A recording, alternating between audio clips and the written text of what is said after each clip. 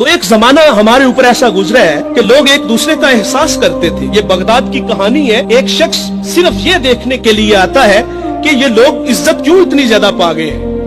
اس نے ایک ہوٹل سے کھانا کھایا, وہ مسلمان نہیں تھا, اور سامنے ٹیبل پہ ایک جوان بیٹھا تھا, وہ مسلمان ہے. اس نے محسوس کیا کہ اس کا تعلق ہمارے شہر سے نہیں ہے. خیر کاؤنٹر پہ جا کے اس کا بل دیا, اور اس صاحب نے کھانا کھایا, بل دینے کے لیے کاؤنٹر پہ گیا تو کہا آپ کا بل ادا ہو گیا ہے. کہا یہاں تو مجھے کوئی جانتا نہیں, میں اجنبی ہوں.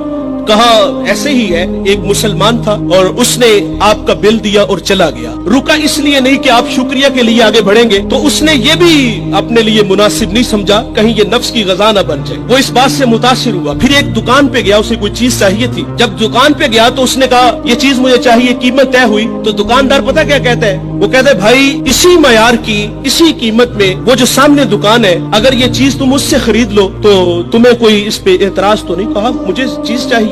وہ سامنے دکان پہ گیا, اس نے وہ چیز خریدی, خرید کے جانے لگا. لیکن یہ تجسس تھا, اس نے ایسا مجھے کیوں کہا, یہ خود بھی تو نفع لے سکتا تھا, فائدہ تو اسے بھی ہو سکتا تھا, لیکن اس نے مجھے اس کے پاس کیوں بھیجا. دوبارہ پھر پلٹتا ہے اور آ کے کہتا ہے بھائی وہی معیار ہے, وہی قیمت ہے, لیکن اس کے پاس بھیجنے کا مقصد کیا تھا تیرا.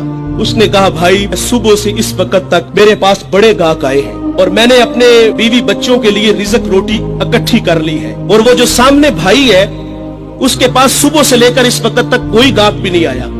تو میری آرزو تھی کہ تو اس سے جا کے خرید لیتا تاکہ وہ بھی اپنے بچوں کے لیے رزق روٹی لے جاتا.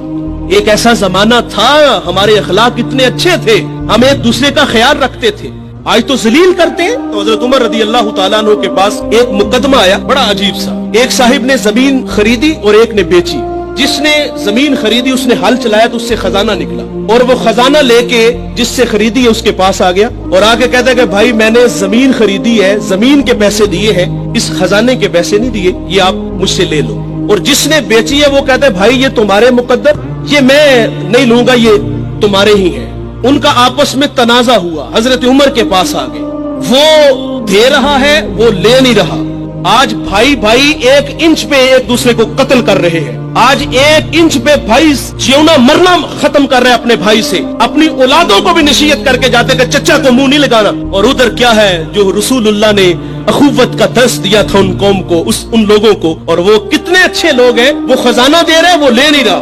حضرت عمر رضی اللہ تعالیٰ عنہ کے پاس فیصلہ آیا تو آپ نے فرمایا تم دونوں صاحب اولاد ہو. کہا ہاں. ایک نے کہا میری بیٹی ہے, جس نے زمین بیچی تھی اس کی بیٹی تھی, جس نے خریدی تھی اس کا بیٹا تھا. کہا دونوں کا نکاح کر دو, اور وہ جو خزانہ ہے وہ بیٹی کو جہیز میں دے دو تاکہ وہ خزانہ دوبارہ اس کے پاس چلا جائے.